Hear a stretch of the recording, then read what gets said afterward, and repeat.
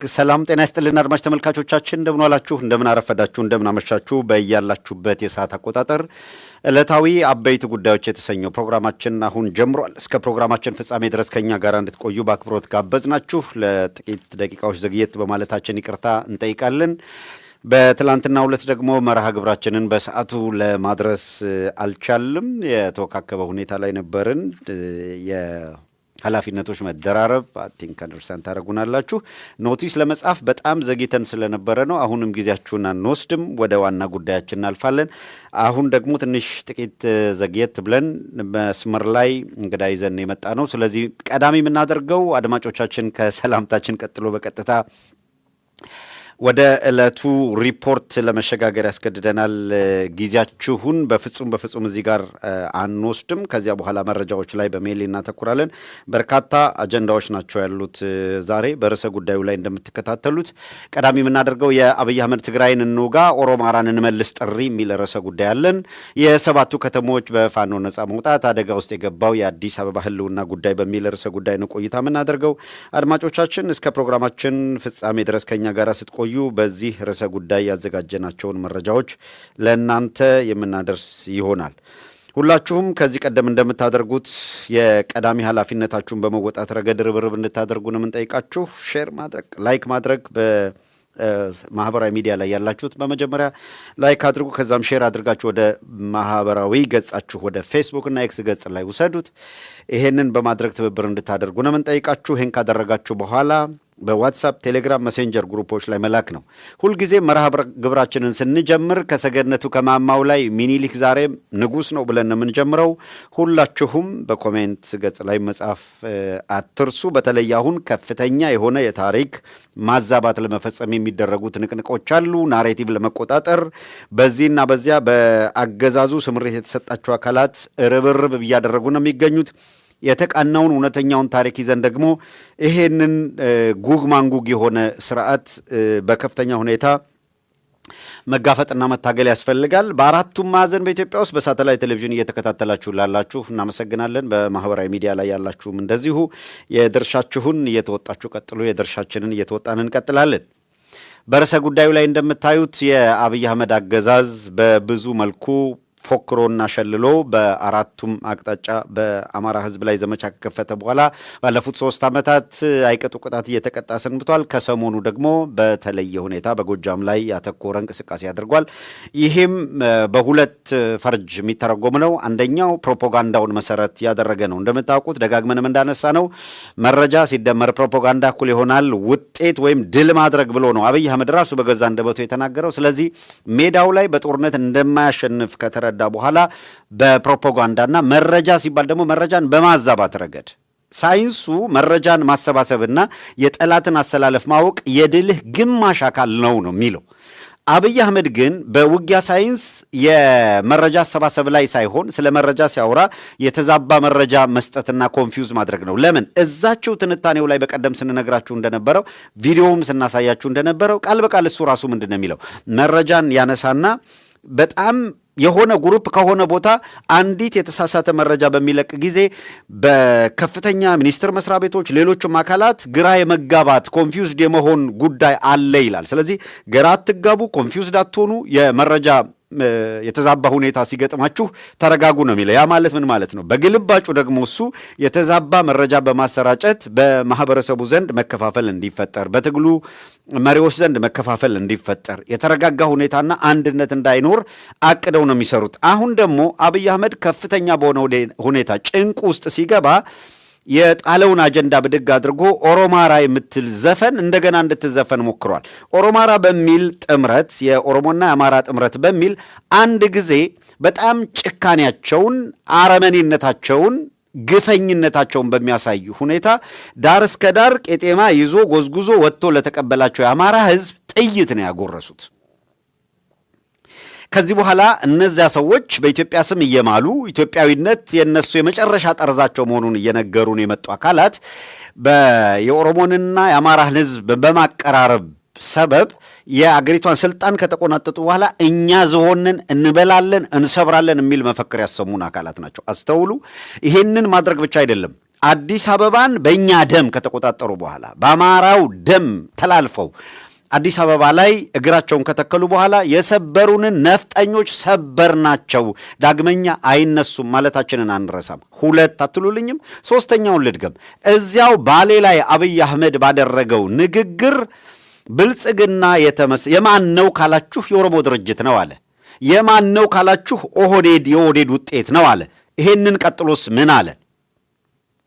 ይሄ ብልጽግናን የመሰረት ነው ጠላቶቻችን 27 ዓመት ቀጥቅጠው ረግጠው የገዙን አካላት ዳግመኛ በኢትዮጵያ ጉዳይ ከኛ ጋር ቁጭ ብለው እንዳይወስኑ ለማድረግ እንዳያንሰራሩ ለማድረግ ነው የመሰረት ነው ብሏል። ስለዚህ ወደ ትግራይ የሚደረግ ማንኛውም ውጊያ የኦሮሞ የፖለቲካ ኃይሎች ኢትዮጵያን ከተቆጣጠሩ በኋላ ከትግራይ የሚነሳ ማንኛውም አካል ከነሱ ጋር ቁጭ ብሎ በአገር ጉዳይ እንዳይወስን ለማድረግ እንደሆነ ሊትራሊ በገዛ አንደበታቸው ነግረውናል።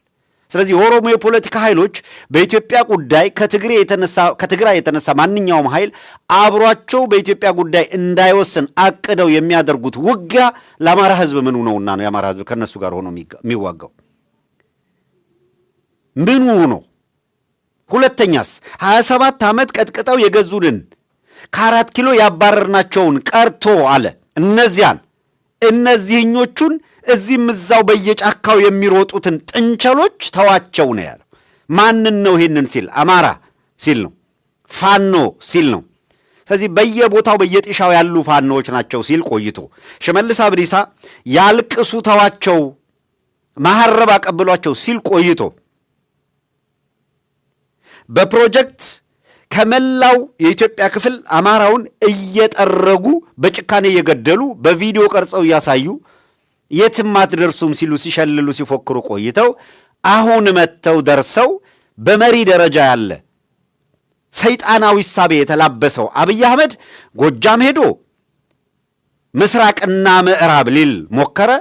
ጎጃም ሄዶ እዛው ምስራቅና ምዕራብ ጎጃም ብሎ ከፍሎ ምስራቅ ጎጃምን በተለየ ሁኔታ የወለጋና የቤት አማራ ወሎ አገናኝ ድልድይ ያለ ለመሳለቅ ሞከረ። በምዕራብና በጎጃም በምስራቅ ጎጃም መካከል ሽብልቅ አስገብቶ የፋኖን አንድነት እስከ መጨረሻው ድረስ የሚከፍልበት የአውራጃ ችግር አምጥቶ ትግራይ ላይ የአርባ ነጋሪት ፖለቲካን ተክለዋል። ትግራይ ላይ አዲግራትና ውጅራት ምንድነው አድዋና አክሱም ተራርቆ እርስ በራሱ ሲቆራቆዝ እንዲቀጥል ለማድረግ የሚያስችል ስልት አበጅተናል ብለው እነጌታቸው ረዳን ጻድቃንን አሰማርተው የኢትዮጵያን ፖለቲካ በፈለግነው መንገድ አብኩተን እንጋግራለን ያሉ ኦህዴዶች ሲጨንቃቸው አሁን መለስ ብለው ደግሞ አብይ አህመድ ራሱ ወጥቶ ከትግራይ አጼ ዮሐንስን አንስቶ ሲያበቃ ማን ቴዎድሮስን ገደለው ሲል ከረመ። ጎንደር ሄዶ ጎጃም መጥቶ ደግሞ አጼ ዮሐንስ ያደረሱባችሁን አትርሱ አለ። በ27 ዓመት ግፍ ፈጽመውባችኋል አለ። እኛ በዚህ 8 ዓመት በታሪክ አይተን የማናቀው ግፍ የፈጸማችሁብንና እየፈጸማችሁብን የምትገኙ የገደላችሁን እየገደላችሁን የምትገኙ ያወደማችሁን እያወደማችሁን የምትገኙትን ትተን ከ8 ዓመት ቀርቶ ከ8 ወር በፊት ለደረሰብን ሌላ ጉዳይ አይደለም የምናስበው። ትላንት ዛሬ እየገደላችሁን እየጨፈጨፋችሁንና አገሪቷን በእናንተ ቅርጽና ፍላጎት በፈለጋችሁት መንገድ ሼፕ እናደርጋለን ያላችሁ አካላት እናንተን ነው መጀመሪያ የምንጠይቃችሁ። ታንኩንም ይዛችሁታል፣ ባንኩንም ይዛችሁታል። በአገሪቷ ኢኮኖሚውን ጨምድዳችኋል። ደስ ሲላችሁ ሁሉ የኛ ነው፣ ጉልበቱ የኛ ነው፣ ማንም ከኛ ጋር ትላላችሁ። ዞር ብላችሁ ደግሞ በትግራይና በአማራ ሕዝብ መካከል መቀራረብ የተፈጠረ ሲመስላችሁ 4 ኪሎ ያለችው ጀንበር ልትጠልቅ ሲመስላችሁ ደግሞ ኦሮማራ የምትል ነገር መዛችሁ መጣችሁ። የኦሮሞና የአማራ ሕዝብ የተጋመደ ነው ስንላችሁ፣ አብሮ ይኑር ስንላችሁ እኮ እኛ ዝሆንን አላችሁ፣ እናንተ ጥንቸል ነው አላችሁ፣ ነፍጠኛ አላችሁ፣ ምድራችን ላይ አትቀበሩም አላችሁ። ክንድ ሲበረታ አንድ እኩል ካልሆነ የአንድ አገር ችሎቱ ክንድ ላይ ብቻ ነው ያለው መድኃኒቱ ብሎ አማራ ሲደራጅ፣ አማራ አቅም ሲፈጥር፣ አማራ ሲነሳ እንደማትመልሱት ሲገባችሁ ደግሞ ኦሮማራ የምትለዋን አጀንዳ ከባችሁ መዛችሁ መጣችሁ። በተቃዋሚ ስም በዚህ በኩል በገዢ ስም በዚያ በኩል ብትራወጡ ከዚህ በኋላ በማንም አፈቀላጤ በኩል ጋለባችሁ ብትመጡም የአማራን ሕዝብ ልቦና ገዝታችሁ ዳግመኛ ልታሞኙ የምትችሉበት መስመር አክትሟል። የፈለጋችሁትን መልምሉ፣ የፈለጋችሁትን አፈቀላጤ ያዘጋጁ፣ ግን አይቻልም። ከፋኖ ያስከዳችሁትን አካል 24 ሰዓት አስለፍልፉት። የባንዳ መላስ ያማራ ልብ አያሸንፍም። ነግረናችኋል ደጋግመን። ያመናችሁን ህዝብ ከርታችሁታል።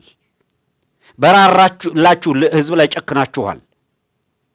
አገር ልትፈርስ ነው ብላችሁ 6 ጊዜ አዋጅ አስነግራችሁ ከጠራችሁ በኋላ ለምትፈልጉት ዓላማ ተጠቅማችሁ እንደገና መድፍና ሞርታር እየተኮሳችሁበት ነው። ሕፃናቱን እየደፈራችሁ ነው። አዛውንት መነኮሳት እየደፈራችሁ ነው። አብያተ ክርስቲያናታችንን እያወደማችሁ ነው። መስጊዶቻችሁን ላይ መድፍና ሞርታር ዙ 23 እየተኮሳችሁ ነው። ይሄን እያደረጋችሁ ስታበቁ መሬት ላይ ከዚያ ደግሞ ኦሮማራ የሚል ምናምን አጀንዳ እንመዛለን ትሉናላችሁ። እንዲህ ያለውን ጫወታ ጥቂት ባንዳ ገዝታችሁ ልታስለፈልፉ ትችላላችሁ። ማህበራዊ ጉዳይ ላይ ውርውር የሚል የሆነ አካል ልትፈጥሩ ትችላላችሁ። እየተገላበጡ ሞቅ ባለበት ለሚዘፍኑ አካላት ምላስ እንዲያስረዝሙ ልታደርጉ ትችላላችሁ። ግን አትችሉም። አክትሟል። ከዚህ በኋላ በአማራ ህዝብ ትከሻ ላይ ጋልቦ መሄድ የሚችል ማንም አካል ፀሐይ ጀንበር ጠልቃለች። አንድ እኩል ካልሆነ የአንድ አገር ችሎቱ ከእንደ ላይ ብቻ ነው ያለው መድኃኒቱ። በፍጹም አትሞክሩት። መሞከር እኛ ልናስቆማችሁ አንችልም። ስኬት የሚባል ግን አታስቡትም የሚለውን ግን ነግረናችሁ ማለፍ ነው የምንፈልገው። አድማጮቻችን በቀጥታም አልፈው ርዕሰ ጉዳዩ ላይ በተቀመጠው መሰረት እንደተመለከታችሁት የአብይ አህመድ ትግራይን እንውጋ ኦሮማራን እንመልስ የሚለው በስፋት በትንታኔ እንመለስበታለን። ከተሞችን በተመለከተ በቤተ አማራ ወሎ ሰሞኑን ተከታታይ ድል እየተመዘገበ ነው። በጎጃም ዛሬን ጨምሮ ያገዛዙ ሰራዊት እየተደመሰሰ ቀጠናዎች ነጻ እየወጡ መሆኑ በእነ አብይ አህመድ ላይ ከፍተኛ ድንጋጤ ፈጥሯል። ይሄን ያህል ደንግጧል ማለት ነው። አሁን በቀን 3 መግለጫ መስጠት፣ ማብራሪያ መስጠት፣ ጋዜጠኛ ጠርቶ መለፍለፍ፣ በዚህ በኩል ያሰማራቸውን ጅሪ በአንድ በኩል ስም እንዲያጠፉ፣ በሌላ በኩል ደግሞ የእሱን ፕሮፓጋንዳ እንዲነዙ አሰማርቷቸዋል። አልተቻለም በፍጹም። መስመር ላይ የአማራ ፋኖ ብሔራዊ ንቅናቄ አፋብን የወታደራዊ ቃል አቀባይ አርበኛ አበበ ሙላቱ አሞራው አቤ አለ መስመር ላይ። ቀጥታ በዛሬው ዕለት ከተከናወኑ በትላንትና ዕለት የነበሩ ሁኔታዎችን በተመለከተ የአማራ ፋኖ ብሔራዊ ንቅናቄ የደረሰባቸውን ወሳኝ የድል አቅጣጫዎች እናነሳለን። ወደዛው ነው የምሸጋገረው። አድማጮች እስከ ፕሮግራማችን ፍጻሜ ከእኛ ጋር ቆይታ እንድታደርጉ አሁንም በአክብሮት ነው የምንጋብዛችሁ። መስመር ላይ አቤ አለ። ሰላም ጤና ይስጥልኝ አቤ፣ እንደምን አለ? አብሮ ይስጥልኝ። ኢትዮ ሰገነቶች እንደምን ከረማችሁ? እንደምን ሰነበታችሁ? እግዚአብሔር ይመስገን አቤ። ደህና እግዚአብሔር ይመስገን። እንዴት አለ? አለን እንኳን በሰላም ለመገናኘት አበቃን። በጣም እናመሰግናለን። እንደው የአማራ ፋኖ ብሔራዊ ንቅናቄ በሁሉም አቅጣጫ አሁን በአንድ በኩል የአንድነት ዜና በዚህም በዚያም የቀረውን በሙሉ አሟልቶ ሰሞኑን ደግሞ በጎጃምም በጎንደርም ያለው ሁኔታ በግሩም ሁኔታ መጠናቀቁን ሰማን። አገዛዙ በዚህ መልኩ ሲያደርገው የነበረው የፕሮፓጋንዳ ዘመቻ ከሽፎበታል። የመበታተን ፕሮፓጋንዳው ከሽፎበታል። መሬት ላይም በውጊያ ሲያደርግ የነበረው እንቅስቃሴ ድል አልቀናውም። ይህንን ተከትሎ በዚያና በዚህ እየተራወጠ ነው የሚገኘው። ለመሆኑ በትላንትናው በዛሬው ዕለት አገዛዙ በውጊያ ያደረገው ሙከራ ምን ሁኔታ ገጠመው? አቤ ያው መፈክር አይሰለቻቸውም። በፕሮፓጋንዳ ደረጃ ከፍተኛ የሆነ የፕሮፓጋንዳ ዘመቻ ለማድረግ ሞክረዋል፣ ራሳቸውን ድል አድራጊ በማድረግ እውነታው መሬት ላይ ምን ይመስላል የሚለውን በቀጥታ ከእናንተ የአፋብን እንቅስቃሴን በተመለከተ ሪፖርቱን ብንሰማቤ። አመሰግናለሁ በድጋሜ ጋዜጠኛ ሀብቴ ይህንን የግንባር አውደ ውሎ እንዳቀርብ በሚዲያ ስለጋበዝከኝ በቅድሚያ በዚህ በጭቁኑ የአማራ ሕዝብ ስም እንዲሁም በድርጅቱ አፋብን ስም ላቅ ያለ ምስጋናን እያቀረብኩ ወደ ዝርዝር ሀሳቦች አልፋለሁ። ጠላት እንግዲህ በተለይ እንደ አማራ ፋኖ ብሔራዊ ንቅናቄ የእዝ መዋቅራቸውን ያልጨረሱ አደረጃጀቶች ነበሩ። ይህንን የእዝ መዋቅር መጨረሳችንን ሲያይ በከፍተኛ ወከባ ውስጥ ይገኛል አገዛዙ።